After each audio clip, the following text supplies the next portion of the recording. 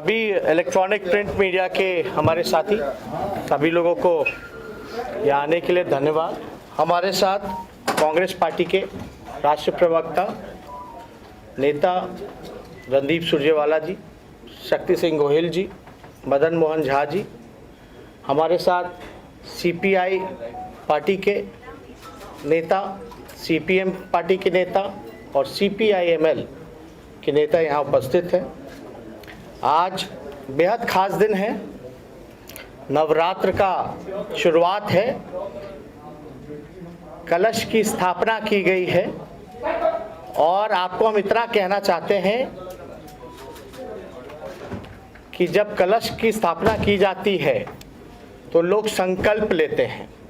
आज 10 मिनट हमको देरी हो गई आने में, क्योंकि आज हम लोगों ने कलश की स्थापना की है और संकल्प हमने लिया है और बेहद खुशी है कि आज का दिन हम लोगों ने चुना है और आज के दिन आप लोगों के सामने हम लोगों ने पेश किया है जो प्रण हमारा संकल्प बदलाव का। मैं फिर से दोहराता हूँ, प्रण हमारा संकल्प बदलाव का। इसमें ज़्यादा समय मैं नहीं लूँगा, कॉपी जो है वो डिस्ट्रीब्यूट किए जाएंगे और बाकी करके अन्य दलों के नेता भी अपनी बात को प्रमुखता से आपके सामने रखेंगे। आप सब लोगों को मैं बताना चाहूँगा कि हमने जो वादा किया था, क्योंकि हम ठेठ बिहारी हैं, जो कहते हैं वो करते हैं। पहले भी कहा था डीएनए शुद्ध है।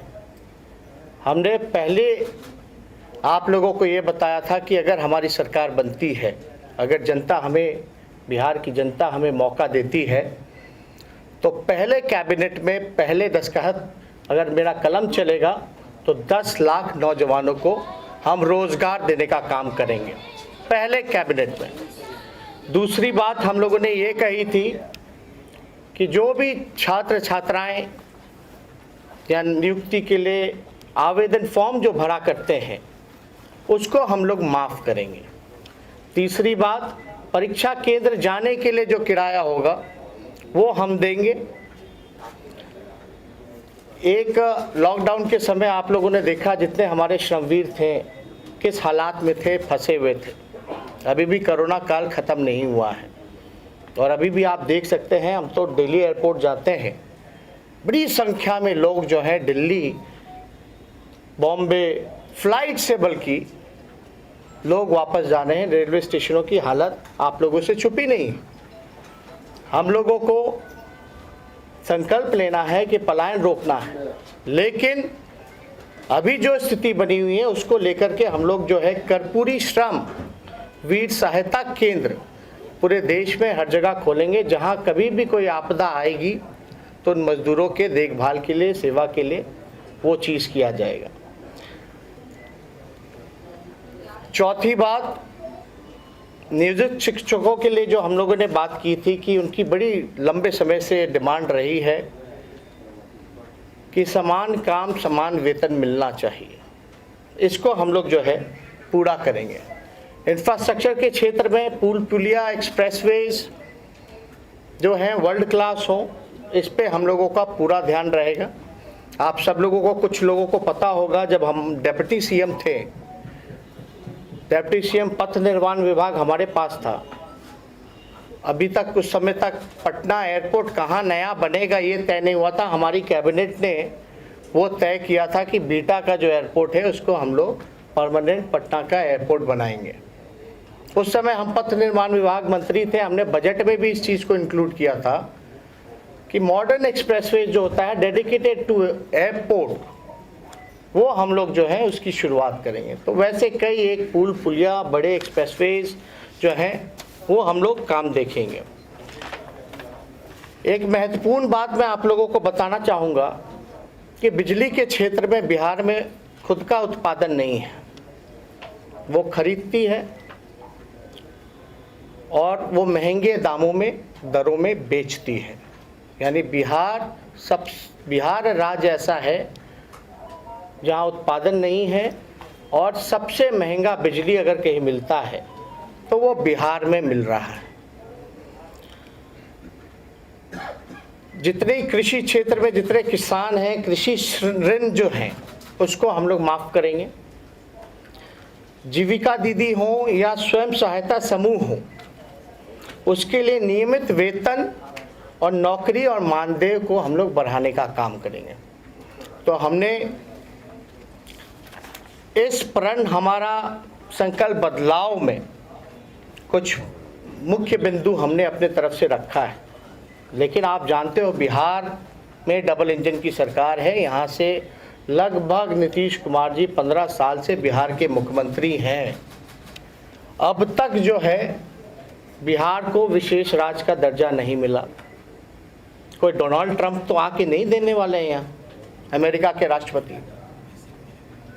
आप देखिएगा मोदी जी ने पिछले 2015 के चुनाव में कहा था कि शुगर मिल जो मोतिहारी का है वहाँ का चीनी का चाय वो पिएंगे।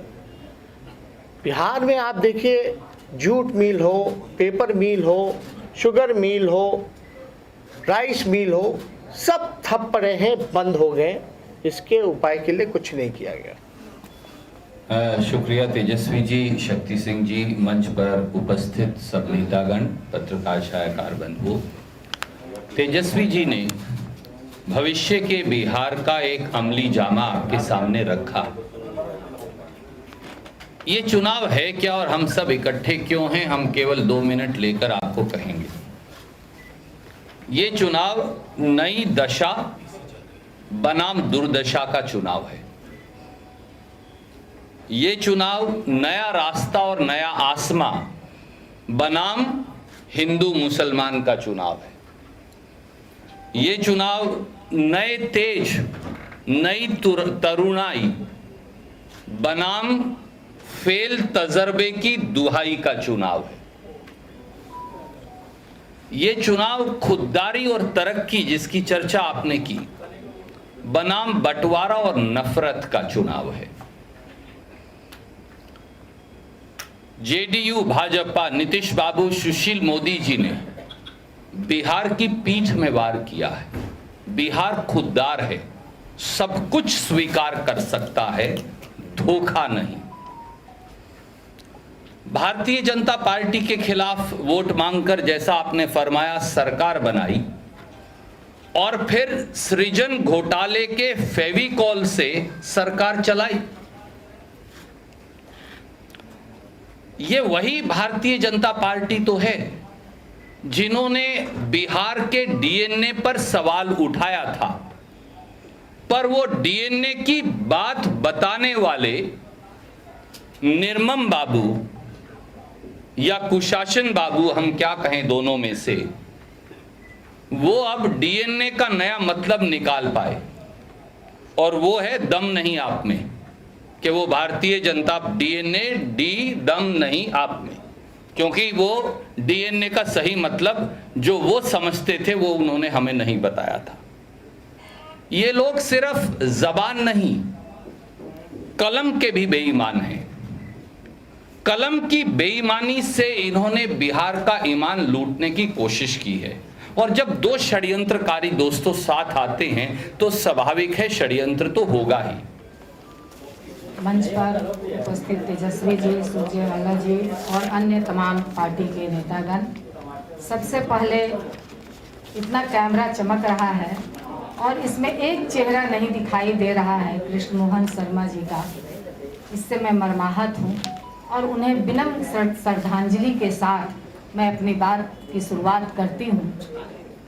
आज जब हम लोग आंदोलन कर रहे थे वह भी सड़क पर थे और आज यदि देखिए तो समान काम और समान वेतन का सवाल हो या तमाम मानदेय, ठेका, प्रोत्साहन पर काम करने का सवाल हो, इन सवालों को लेकर या स्कीम वर्कर का सवाल हो, आशा, आंगनबाड़ी, मिड डे मील, रसोईया और इसके ये जीविका बहनें, इन लोगों के सवालों को लेकर जब हम लोग सड़कों पे आंदोलन करते हैं पटना से लेकर दिल्ली तक, तो आप जानते हैं कि ये तानाशाह मुख्यमंत्री जो हैं हमारे नीतीश बाबू, कभी भी आंदोलनकारियों से बात करने की जुर्रत महसूस नहीं की।